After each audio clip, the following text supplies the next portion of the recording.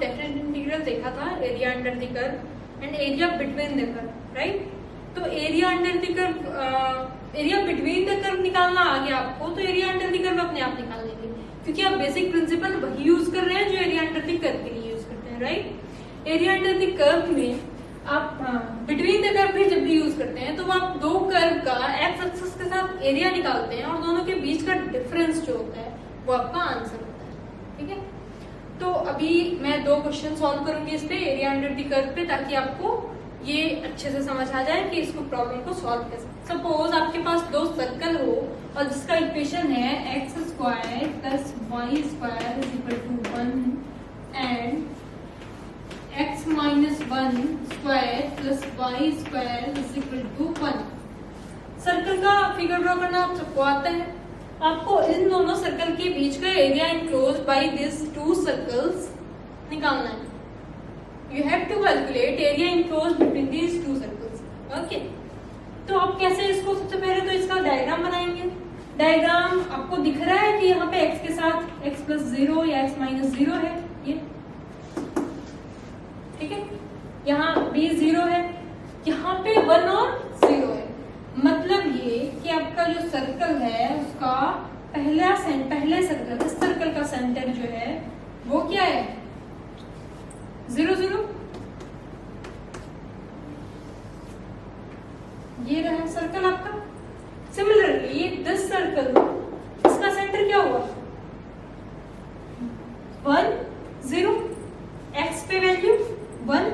अच्छा, इसका रेडियस क्या है 1, r स्क्वायर होता है ना, तो r स्क्वायर यहाँ पे 1 है, तो मीन्स रेडियस ये 1 और 0 है, और इस सर्कल का सेंटर जो है वो 1 0 है और उसका रेडियस भी 1 है। दैट मीन्स ये रहा आपका सर्कल। और आपको जो एरिया निकालने के लिए कह रहा है, area enclose between these to circle, that means ये area.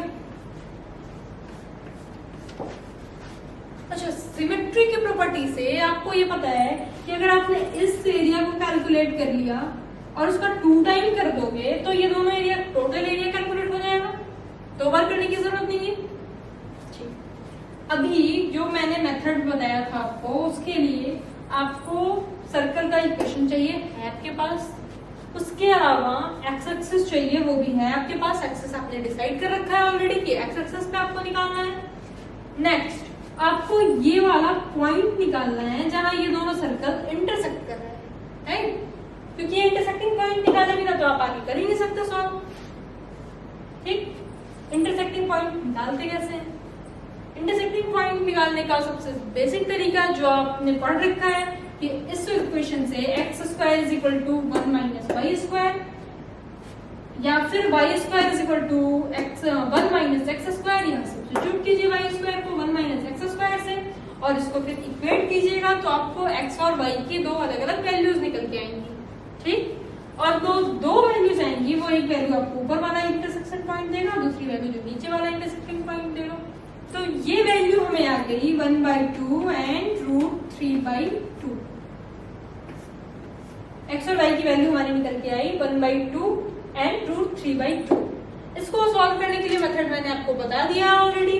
Substitute Y square is equal to 1 minus X square in this equation.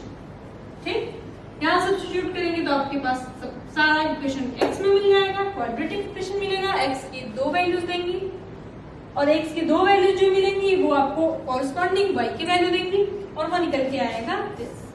ठीक, अब इसको ये वाला मेरा पॉइंट हो गया, बाउंड्री मेरी हो गई this and this for this curve and this for this curve. अभी मैंने आपको दोनों कर्व के लिए एरिया अलग अलग निकालना है। चूंकि यहाँ पे दोनों सर्कल जो है वो सेम है, उसका रेडियस सेम है सर्कल का, तो रेडियस सेम है दैट मीन्स सर्कल का डायमीटर सेम होगा, सर्कल का एरिया सेम होगा। और अगर एरिया सेम होगा तो ये क्या है, सर्कल का ये पार्ट है ना, फिक्स्ड पार्ट है, तो जो सिमेट्री यहाँ है ये एरिया की वही यहाँ होगी। तो इसको 4 टाइम करके किसी एक सर्कल का भी निकाल सकते, किसी एक पोर्शन का भी एरिया निकाल सकते हैं, मींस किस आइदर दिस पोर्शन और दिस पोर्शन।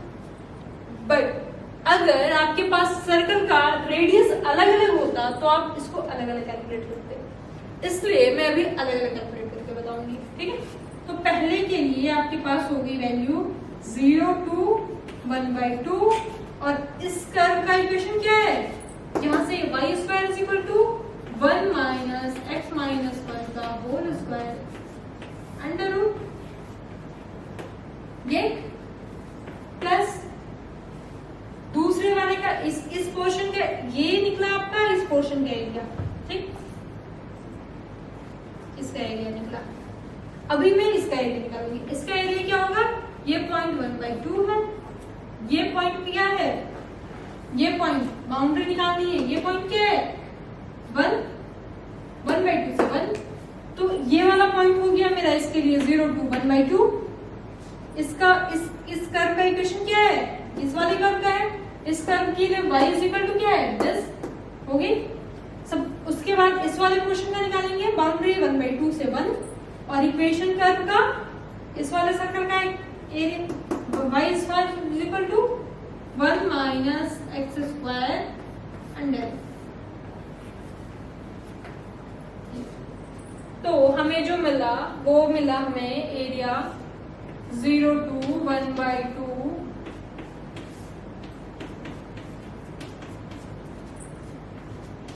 this plus 1/2 से 1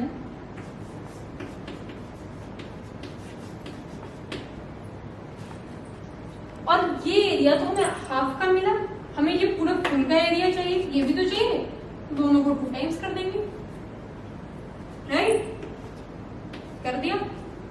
अभी मैंने क्या बताया कि चूंकि दोनों सर्कल सेम है और बाय सिमेट्री आपका इस एरिया के लिए इस एरिया का अगर 2 टाइम्स कर लें तो ये भी एरिया निकल जाएगा। दैट मीन्स आप अगर 4 टाइम कर लें 1/2 1 माइनस x स्क्वायर dx, तो ये आपका निकल के आ गया वैल्यू। इसका इंटीग्रेशन सॉल्व करना ये बिल्कुल डायरेक्ट फॉर्मूला है, अगर आपने फॉर्मूला की लिस्ट पढ़ी होगी आपको याद होगा तो ये डायरेक्ट फॉर्मूला है।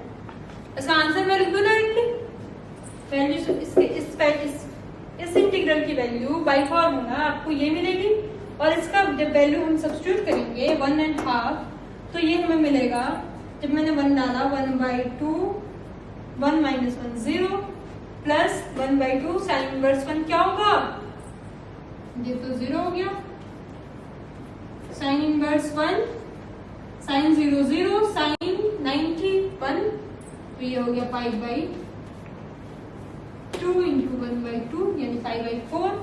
फिर जब हम वैल्यू माइनस ऑफ हाफ डालेंगे तो ये क्या मिलेगा, ये जब इसमें हम लिमिट की वैल्यू डालेंगे 1.5 तो हमें जो आंसर निकल के आएगा वो आएगा 2π/3 माइनस √3/2। क्या आप वैल्यू इसमें डाल के देख सकते हैं।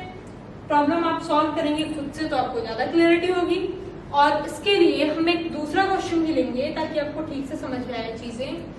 एक और एरिया अंडर कर्व का प्रॉब्लम लेती हूँ और जिसमें मैं सिर्फ आपको इक्वेशन बनाकर दे दूंगी, प्रॉब्लम आप खुद सॉल्व करेंगे, आंसर तक खुद पहुंचेंगे, राइट। अब जो मैं प्रॉब्लम दूंगी, अभी तक आपने बेस एक्स एक्सिस को बनाया था, ठीक है, लेकिन अब मैं जो नेक्स्ट प्रॉब्लम दूंगी उसमें बेस हम वाई एक्सिस को बनाएंगे। एक इस टाइप का भी प्रॉब्लम हम यहाँ सॉल्व करके देख लेते हैं। सपोज आपके पास y is equal to X square, ये पैराबोला है, and the line y is equal to 2। ये दो इक्वेशन आपके पास दी हुई हैं, इससे हम फिगर ड्रॉ कर लेते हैं। सबसे पहले ये हमें बताया किसी ने नहीं है कि हमें एक्सिस को बेस बनाना है या वाई एक्सिस को बेस बनाना है, राइट। अभी हम ये खुद अपने फिगर देख के या अपने कॉमन सेंस से डिसाइड करेंगे कि हमें किसको बेस बनाना है, आइदर एक्स एक्सिस और वाई एक्सिस। ये रहा हमारा इक्वेशन। इस इक्वेशन का जो ग्राफ होगा फिगर वो होगा यू, ठीक। ये हो गया y is equal to X square.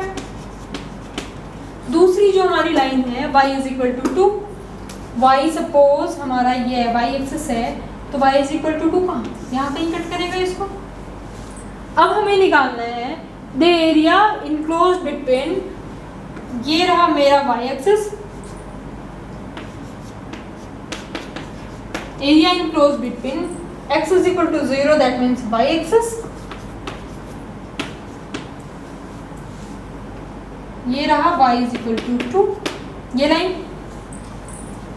ये है y इज इक्वल टू 2 की लाइन, ये रहा मेरा y x is equal to 0 y axis, और ये एरिया हमें कैलकुलेट करना है, ये okay. Area enclose between x is equal to 0, y is equal to 2 and this curve in first quadrant. ये है मेरा क्वेश्चन.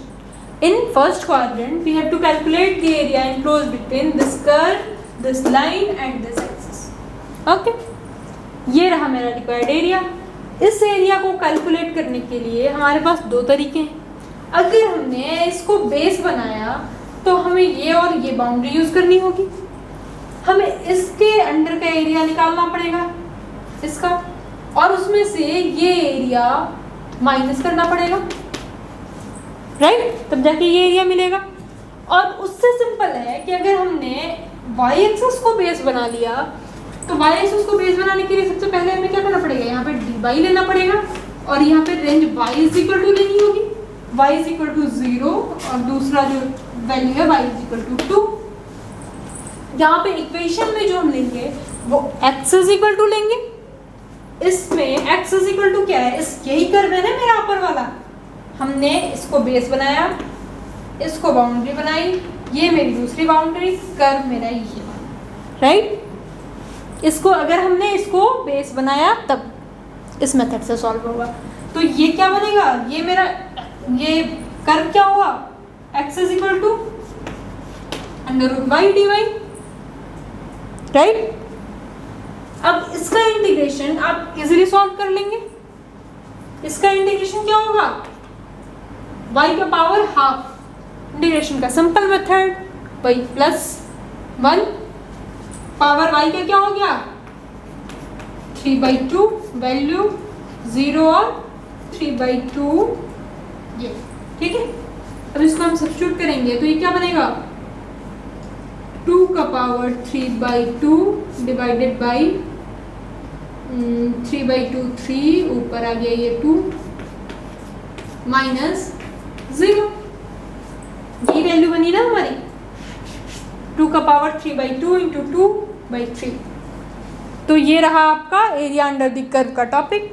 इसके और भी क्वेश्चन आप सॉल्व कीजिए, बहुत तरह के क्वेश्चन मिलेंगे और इंटीग्रेशन इसमें ज़्यादा टफ नहीं होता है. इसका सबसे इम्पॉर्टेंट पॉइंट होता है फिगर ड्रॉ करना एंड इंटरसेक्टिंग पॉइंट कैलकुलेट करना.